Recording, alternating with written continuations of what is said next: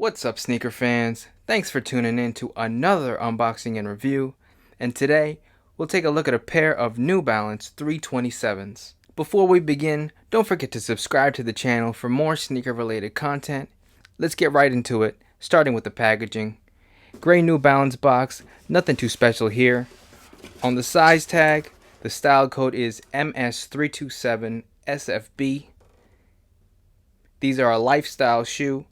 For those of you who are interested in getting a pair of these, I'll suggest you go true to size. In New Balances, I wear size 8.5, and that's what I got here, and I like the fit. We open up the box and we're greeted with some New Balance marketing. Fearlessly independent since 1906, New Balance was founded that year in Boston, Massachusetts, and they're still headquartered in Boston. New Balance fans will also know that they are one of the few and maybe the only major sports footwear manufacturer that has factories in the US and UK. Of course, this is where their premium line of footwear dubbed Made in US and Made in England are manufactured. Now let's get into the shoes. So, first impressions, really like the bold direction that New Balance is taking as far as the design goes. Definitely a striking look. I was surprised to find these were actually inspired by 3 New Balance models of the past. The New Balance 320, which was the first silhouette to have the iconic N logo on the sides. The New Balance Trail 355, which is where this rugged rubber outsole was taken from, and some elements from the popular Super Comp series. Mashed up together with what New Balance is calling a modern twist, we have the 327.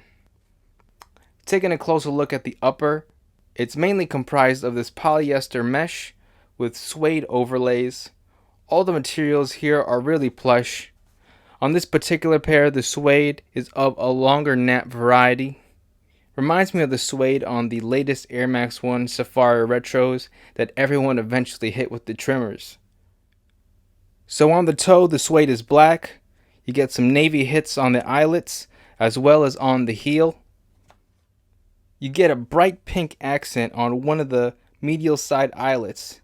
This is something I noticed New Balance likes to do. They take an otherwise plain colorway like this, and they'll liven it up a bit with a bright accent color, like this pink. And on that note, you also get pink accents on the tongue.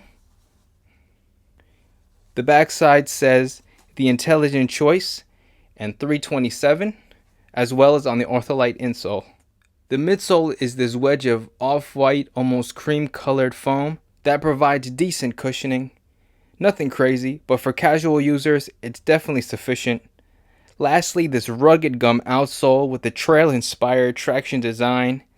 You won't have any problems walking around getting to where you need to go. And I know I said trail, but I wouldn't suggest trying to traverse a side of a mountain with these. Again, lifestyle shoe. Overall, really solid new silhouette from New Balance. I was pretty excited to get a pair of these in because the demand has been crazy. I've been trying to get a pair since the first colorway launched, the orange and green Casablanca colorways. No luck there, but I was finally able to get these direct from newbalance.com for the retail price of $90 USD. With that said, it makes sense why these have been such a hit. For $90, you get a really interesting aesthetic, decent comfort, and a new silhouette that not many people have. It makes sense to me now why these have been selling out. But let me know in the comments what you think of this new silhouette, and if you're also looking to grab a pair. Thanks for watching, and I'll catch you on the next video.